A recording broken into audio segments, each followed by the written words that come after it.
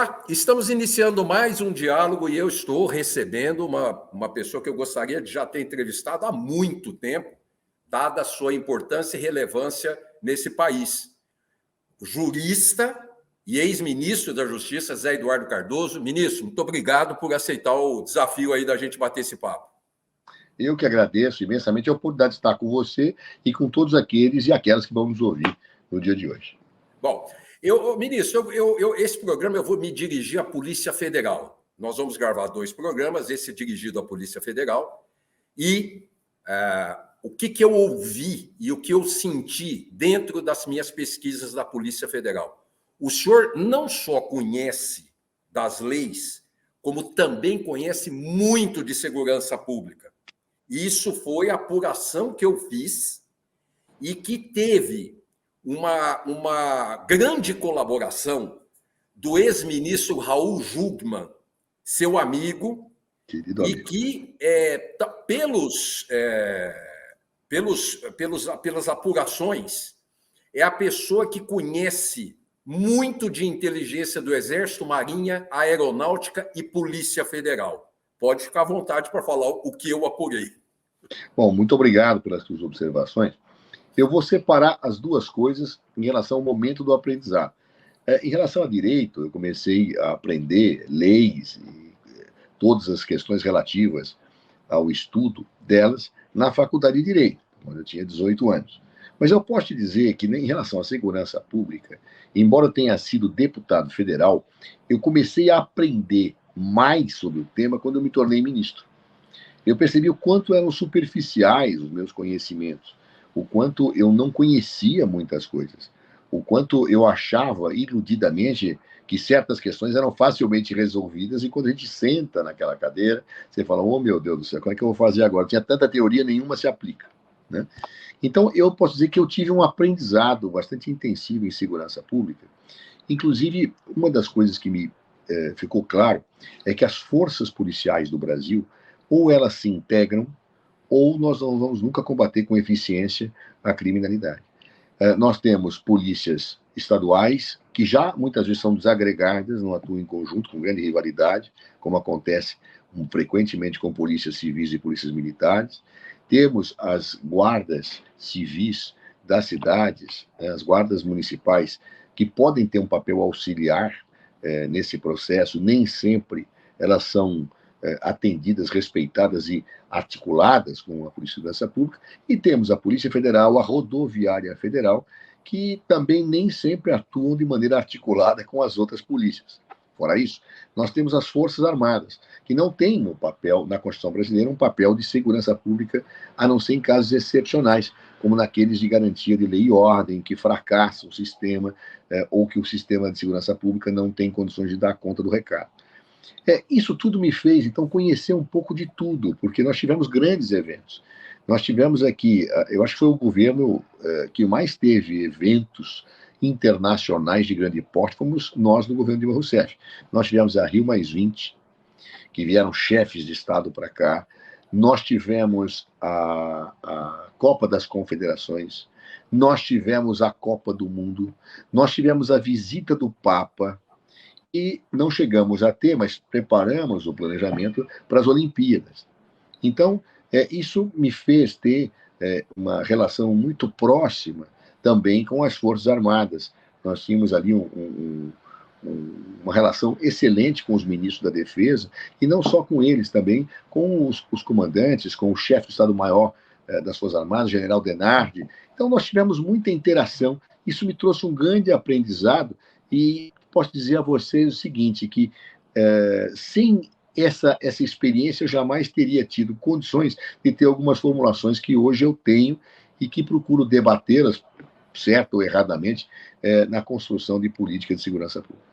Bom, para mim, foi dividida a história, tem antes de Cristo e depois de Cristo. A Corporação da Polícia Federal coloca antes de Márcio Tomás Bastos e depois de Márcio Tomás Bastos. Ali, com o Márcio Tomás Bastos, a Polícia Federal começou a ter independência e uma melhora de seus equipamentos, seja ele no fardamento, no armamento, nos carros, etc. e tal. Mas que o auge desses equipamentos foi na sua gestão. Isso eles disseram assim: o investimento do ministro Zé Eduardo Cardoso foi uma coisa brutal, nunca antes vista nesse país. E, na verdade, a pedra fundamental de uma Polícia Federal republicana que agisse com autonomia, ela foi lançada por Márcio Tomás Bastos. Isso é absolutamente inegável. Nós apenas continuamos esse processo que achamos que foi uma mudança, inclusive, da cultura da Polícia Federal. No fundo, a Polícia Federal ela não era bem remunerada, ela não tinha bons equipamentos e, infelizmente, não tinha uma autoimagem que considero de fundamental importância para uma tropa policial ser bem-sucedida. Perdão, que a gripe está danada. Bem, normal. Diante desse quadro, Márcio Tomás Bastos melhorou a remuneração, comprou equipamentos, e no período dele como ministro se começou a desenvolver essa cultura republicana da Polícia Federal. Isso teve continuidade depois com Tarso Genro, com Luiz Paulo Barreto, que seguiu no último período do governo Lula, e comigo, durante 5 anos do governo Dilma Rousseff. Eu acho que esse período foi transformador, sim, para a Polícia Federal. Eu ajudei, mas eu acho que quem lançou a pedra fundamental foi Márcio Tomás Bastos. Mas muito sentido, pelo menos para mim foi muito sentido ouvir. Depois eu vou falar recentemente do ex-presidente, agora do presidente Lula, mas foi muito sentido a independência. Quando o senhor fala polícia republicana, eu quero prezar pela independência que vocês deram, especialmente o senhor, deu à Polícia Federal. Não ficou trocando de superintendente, não ficou trocando de delegados-chefes. Essa foi a maior observação, quando o senhor diz republicana, foi o que eu mais ouvi deles. Olha, eu sobre esse aspecto, eu acho que nós seguimos uma cultura absolutamente republicana, o que nos trouxe problemas. Acho que um pouco ao Márcio, talvez mais a mim, porque eu peguei uma época mais turbulenta do ponto de vista da conjuntura política brasileira. Mas eu me lembro de sofrer uma crítica de alguns colegas, quando eu falo colegas, é do mesmo campo político, que diziam que eu era excessivamente republicano. E isso me parecia uma coisa até pitoresca, porque eu achava, não uma crítica, mas achava isso um elogio. Se dissessem que eu sou excessivamente bonito, eu me sentiria muito envaidecido. Excessivamente republicano também. Então, portanto, eu digo a você que nunca tomei isso como algo que não fosse enobrecedor da atuação que a gente procurava ter. Mas claro que isso te traz problemas, porque eu era acusado pelos meus amigos de não controlar a Polícia Federal nas investigações contra o nosso campo.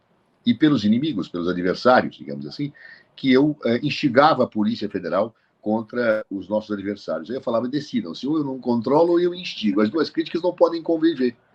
É que, no fundo, o Brasil ele não tem uma dimensão de construção republicana do Estado. As pessoas sempre acham que o Estado deve ser utilizado para beneficiar os seus amigos e para punir os inimigos. E não me parece isso correto. Eu acho que nós temos que buscar uma impessoalidade. Está na Constituição essa ideia, mas não está na mente das pessoas. Nós precisamos ter uma impessoalidade na gestão da coisa pública, e particularmente quando se fala de polícias. E, nesse aspecto, a Polícia Federal adquiriu uma cultura que torna muito difícil um governo, por mais que se esforce, tentar capturá-la nos dias atuais para que ela seja uma polícia de governo e não polícia de Estado. Ela tornou-se uma polícia de Estado, e eu acho que isso é um fator que soma muito na minha biografia do Tarso Genro, Luiz Paulo Barreto e Márcio Tomás Bastos, que é o fundador desse processo, inegavelmente. Essa frase que o senhor usou me foi usada. Polícia de Estado e não de governo. Ela foi usada para mim por mais de uma pessoa. Como também a designação do Paulo Lacerda como delegado, DG, delegado-geral, encontrei nele a melhor nomeação, e bem como a equipe que ele montou para gerenciar a Polícia Federal no Brasil, encontrei nele talvez os mais rasgados elogios. Se o senhor quiser falar dele também. Olha, Paulo Lacerda, ele foi nomeado por Márcio Tomás Bastos, foi o diretor-geral na época dele, e eu o tenho como um policial e como um ser humano excepcional. pessoa corretíssima, conhecedor profundo do seu ofício. Depois eu convivi com ele em outros momentos e tenho ele como um dos grandes responsáveis desse processo que foi vivenciado na Polícia Federal.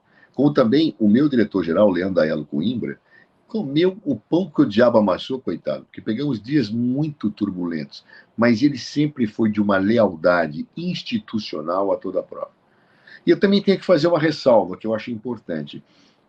Isso só foi possível porque ministros, eles são subordinados a presidentes, né?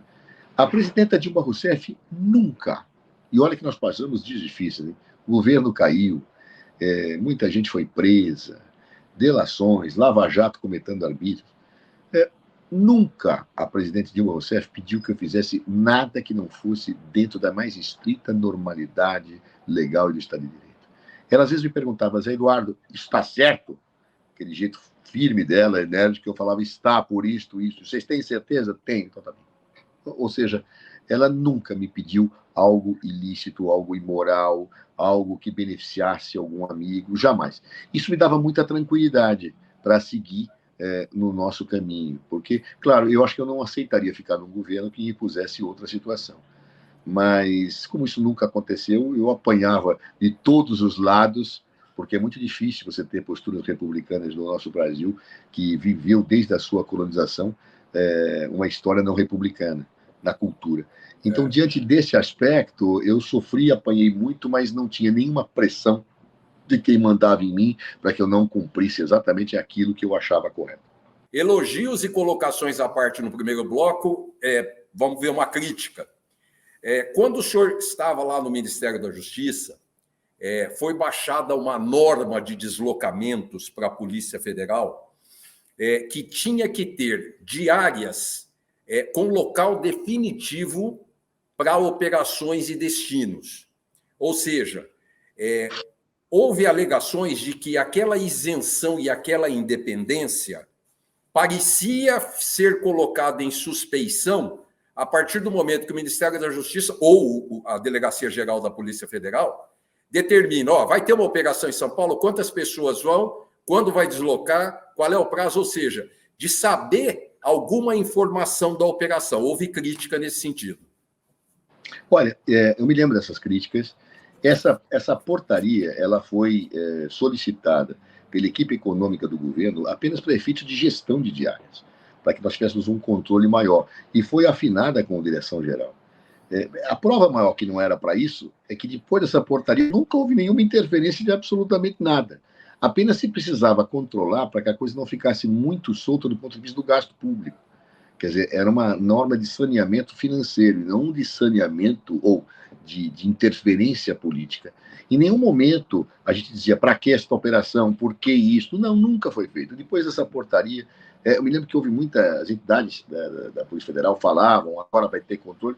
A prova é que não teve nenhum, tá certo? Quer dizer, absolutamente nenhum. Aquilo era uma exclusiva norma de gestão financeira necessária para que nós pudéssemos ter um controle básico. Porque eu também não posso, é dinheiro público, eu não posso ter o dinheiro público descontrolado e gasto com discricionariedade absoluta, sem controle. Uma coisa é fazer as operações necessárias, elas nunca foram obstadas. Outra coisa é eu ter uma gestão financeira que permitisse gastos dentro daquilo que efetivamente a coisa pública exige. O que o senhor pensa a respeito de um mandato para o diretor-geral da Polícia? Porque nós estamos vindo aí de processos desde 2002 para cá. Tivemos aí 4 anos de uma experiência de mexidas e mexidas. Nós tivemos 5 diretores gerais no último governo. O que o senhor pensa do mandato para o diretor-geral da Polícia Federal nos moldes como, por exemplo, ocorre com o Procurador-Geral da República? Eu vejo que é necessário ter uma avaliação criteriosa em relação a algumas situações para que podem parecer contraditórias, mas não são. Eu sou favorável a que todos aqueles que comandem a investigação criminal tenham garantias de Estado para fazê-lo e não possam sofrer pressões políticas. Por isso que o Ministério Público autônomo é correto. E por isso, a Polícia Federal autônoma é correta. Acho, inclusive, que quem faz a apuração criminal, a investigação criminal, deveria ter vitaliciedade. tá? Que é uma garantia que se dá ao Ministério Público e aos magistrados.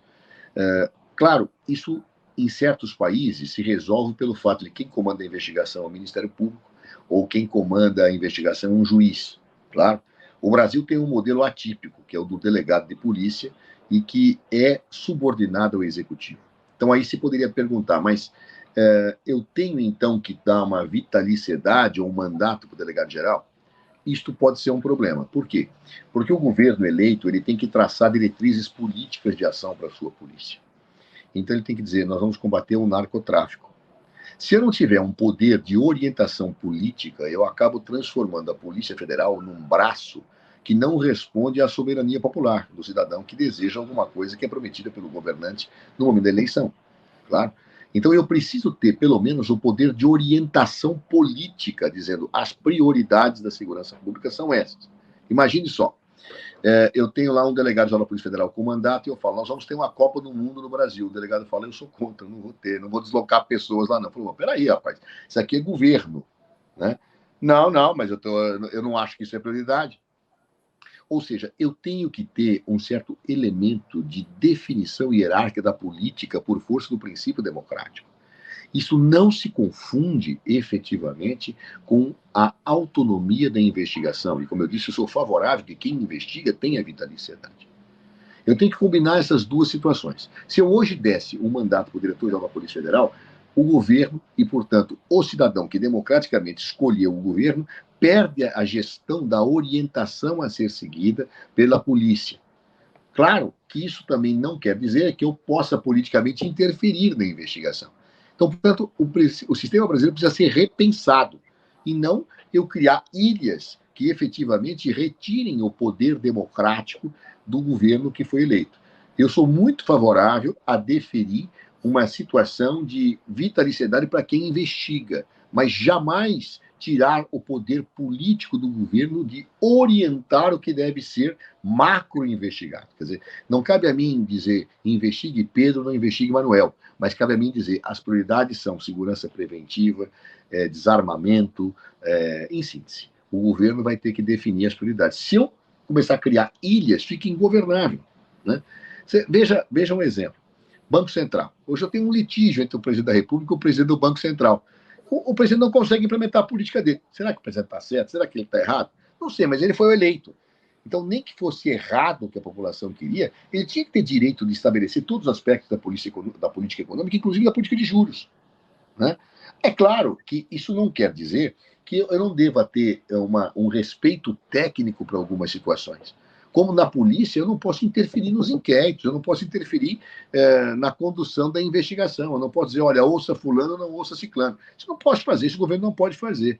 Aliás, eu acho que pela lei isso já não pode ser feito. O que eu não posso é perder a possibilidade de traçar políticas na área de segurança pública, porque eu crio situações de independência, ou seja, repúblicas independentes que acabam minando o poder de um governo democrático eleito conduzir o Estado. Então, isso tem que ser calibrado. Eu acho que o sistema de persecução penal no Brasil não é bom, o nosso Código de Processo Penal é antigo, eu acho que precisaria ser muito reformulado, sem perda, evidentemente, dos direitos e das garantias daqueles policiais concursados que hoje estão nas nossas fileiras. Ou seja, mas eu acho que isso precisa ser reestudado e não é com a simples concessão de um mandato para um diretor-geral da Polícia Federal que vai se conseguir isso. Qual o papel da Corregedoria da Polícia Federal, ministro? Olha, a Corregedoria tem um papel muito importante. Eu, quando assumi no Ministério, eu fiquei muito bem impressionado com os corregedores que eu tive. O doutor Caetano, dentre outros, eles eram bastante rigorosos, né?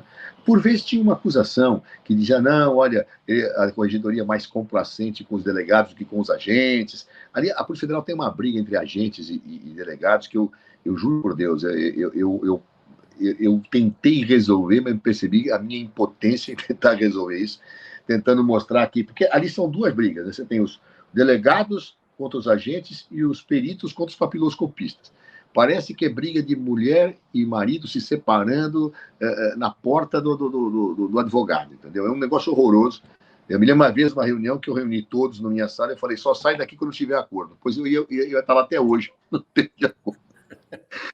Então, isso é um problema que leva essas acusações. Mas, no geral, tirando um equívoco aqui, um equívoco lá, uma acusação lá, a Corregedoria da Polícia Federal ela é uma das mais eficientes, pelo menos no período em que eu vivenciei, das polícias no Brasil. Enquanto certas polícias, elas amaciam, arredondam, como eles usam no jargão policial, certas ilicitudes praticadas por agentes ou por delegados, a Corregedoria da Polícia Federal sempre teve a coragem e o papel importante institucional de ir fundo nas investigações. O senhor tem hoje informações como é que está o trabalho e investimentos, perdão, na inteligência, equipes, treinamentos na Polícia Federal? Sinceramente, não. Eu, por uma série de razões, me dedicando muito à minha vida acadêmica e à minha vida profissional, eu não tenho tido a oportunidade de acompanhar de perto esse tipo de situação. Mas confio muito no atual ministro, que é Flávio Dino. Flávio Dino eu conheço há muitos anos, nós somos deputados federais juntos. Ele era um magistrado, pediu inclusive exoneração do seu cargo da magistratura para poder ser deputado na época. Posteriormente foi governador do Maranhão, fez um excelente trabalho como governador. E eu tenho certeza que, como ministro, deve estar fazendo tudo aquilo que é possível, como nós fizemos também. Se você me perguntar dados mais precisos, razões pelas quais certas opções foram feitas, eu não saberia te dizer. Mas tenho uma confiança cega na gestão de Flávio Dino. Ô, ministro, houve uma pequena mudança nesse perfil hierárquico da Polícia Federal, que sempre obedeceu uma escalada paulatina, degrau a degrau. Nesse último governo, isso mudou. João virou José, que virou Maria, que virou Pedro, pulou degrau, pulou escada, pulou, enfim, uma série de coisas. O que o senhor pensa sobre isso? Eu acho um desastre. Eu me recordo que, quando eu assumi o Ministério, a Polícia Federal, como nós já vimos pelo histórico que vinha desde Márcio Tomás Bastos, já tinha essa dimensão formada de uma hierarquia, de uma disciplina bastante posta. Mas eu não encontrei isto de uma forma tão clara na Polícia Rodoviária Federal. Eu via, muitas vezes, que alguns cargos de superintendentes da Polícia Rodoviária Federal eram indicados por parlamentares. Nada contra que parlamentares participem de governos, porque nós precisamos ter maioria parlamentar e ninguém governa sem maioria, mas não na polícia. Se eu permitir indicações políticas nas polícias, eu quebro a dimensão hierárquica dela. Ou seja, é o parlamentar que será, abre aspas, dono de uma superintendência e não a sua direção. Então, isso eu me empenhei muito na época, tive que comprar algumas brigas, mas fizemos. Tive a oportunidade de indicar a primeira mulher diretora-geral da Polícia Rodoviária Federal, a Maria Alice, que teve um papel, um desempenho espetacular, né? Então, mas eu vi que, como nós tínhamos pouco tempo desse tipo de situação, a Polícia Rodoviária Federal foi muito mais atingida durante o governo Jair Bolsonaro com essas práticas de desfazimento do que a Polícia Federal. Houve muito problema, sim, para tentar se fazer da Polícia Federal aquela polícia antiga, em que eu colocava os amigos para perseguir. Polícia de governo. Uma polícia de governo. Isso houve, mas eu acho que não conseguiram quebrar a espinha dorsal da Polícia Federal. Que, aliás, com o ministro Flávio Dino, tem hoje um diretor-geral que eu conheço, é um homem corretíssimo, o doutor Andrei, trabalhou comigo, foi secretário de grandes eventos na minha época. Um homem espetacular. Deixa eu te fazer 30 segundos, que agora o senhor está quase jornalista. Sabe que o nosso tempo... O senhor está quase jornalista, então já sabe que o tempo Ainda chego lá. O senhor falou do atual, é a última pergunta para a gente encerrar. Tenho visto ele andando para cima e para baixo, tanto com o presidente quanto com o ministro Flávio Dino. Isso também não é vaidade? Eu não saberia lhe dizer, eu posso dizer que o que leva a isso. Em princípio, pode ser uma forma de gestão. O presidente Lula tem uma forma de comportamento diferente da presidenta Dilma, né? Ele é uma pessoa um pouco mais aberta a certas situações. A presidenta Dilma, ela tinha uma dimensão um pouco mais protocolar de atuação. Por exemplo, ela não recebia o diretor-geral da Polícia Federal sem a minha presença, justamente para respeitar hierarquias. Mas o presidente Lula tem a sua forma de fazer. Eu não creio, assim, que o doutor Andrei seja uma pessoa que tenha sido tomada pela mosca azul, porque eu me convivi com ele. Ele fez um trabalho simplesmente magnífico e exemplar na Copa do Mundo, ou seja, ele foi brilhante, então, e não foi tomado pela mosca azul. Então, não creio que hoje tenha sido diferente com esse brilhante delegado que foi escolhido pelo Dr. Flávio Dino. Agradeço o ministro Zé Eduardo Cardoso, jurista. Ele vai voltar com a gente para a gente falar um pouco mais de justiça, sem falar de Polícia Federal. Obrigado, ministro. Imagina, eu que agradeço imensamente. Pessoal, semana que vem a gente está de volta. Até lá.